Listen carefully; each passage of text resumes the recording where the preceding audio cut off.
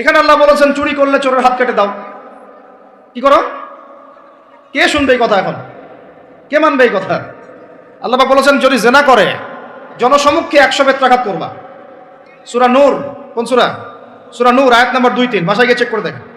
আর চোরের হাত কাটা সূরা মাইদা, কোন সূরা? সূরা মাইদা। আমি নিজে নিজে কোনো কথা বলতেছি না, এই কিতাবেই আছে। আল্লাহ পাক বলেছেন যদি ডাকাতি করে, ডাকাতি ডান দিকের হাত বাম দিকের পা, ডান দিকের হাত বাম দিকের পা, এটা কে কাটবে? কারা কাটবে? সাধারণ মানুষ? আপনি কি পারবেন? যার কাছে অথরিটি আছে তার উপর দায়িত্ব এটা। আমাদের উপর এটা দায়িত্ব না। আমাদের দায়িত্ব কি? আমাদের দায়িত্ব হচ্ছে জানানো, প্রচার করা, কারণ আমার কাছে ইলমটা আছে। এরপরে যদি সে না করে তার ফল সে ভোগ করবে, তার হিসাব সে দিবে।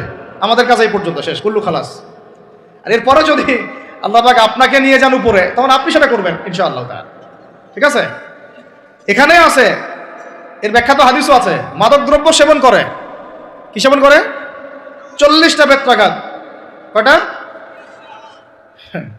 কে মানে কোরআনের কথা? নবীজি বলছেন সুদ যে ব্যক্তি ছাড়ে না সে যেন তার মায়ের সাথে জেনা করে। এগুলো এখন কাকে ওয়াজ করবেন? এগুলা কে শুনবে এই কথা?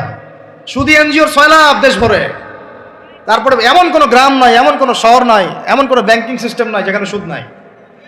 নবীজি বলছেন আমি সুদের সাথে সম্পৃক্ত 4 শ্রেণীর মানুষকে অভিশাপ দিয়ে গেলাম। বলে নাউজুবিল্লাহ। আমাকে বুঝান তো, নবীর অভিশাপ নিয়ে কেউ জান্নাতে যাবে? হ্যাঁ? নবী কাউকে সাল্লাল্লাহু আলাইহি ওয়াসাল্লাম যদি কাউকে অভিশাপ দেন, ও জান্নাতে যেতে পারবে? এত সহজ? নবীজি বলছেন যে সুদ খায় আমি তাকে অভিশাপ দিলাম, যে সুদ দেয় আমি তাকে অভিশাপ দিচ্ছি। যে সুদ খায়ও না দেয়ও না কিন্তু সাক্ষী থাকে, কি থাকে?